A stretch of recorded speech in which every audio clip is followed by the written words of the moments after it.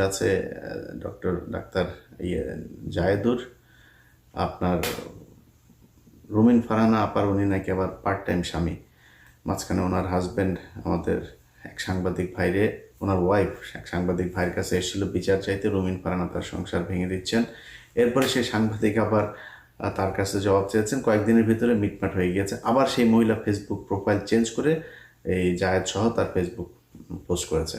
তো জায়েদ এই হচ্ছে ওই যে হাজি মকবুলের আপনার সব টাকা পয়সা, সব ওনার একটা ইউনিভার্সিটি আছে সেটাও সে এখন দেখভাল করছে, তার ব্যবসাপাতি সব জায়েদ দেখাশোনা করছে।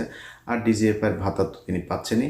তারা বিশাল বড় বড় লেকচার দিয়ে তারপরে বুঝাইতে চাচ্ছেন এই দেশে সেনা শাসন দরকার, সেনা শাসন হইলেই তাদের জন্য ওয়াকার যেটা চেয়েছিল রিফাইন্ড আওয়ামী লীগের নামে শেখ হাসিনাকে আবার আনা যাবে, সেটা না পেয়ে তারপরে এসেছে হচ্ছে জাতীয় পার্টির উপরে। তো জাতীয় পার্টির এই আলোচনায় আসবো, তার আগে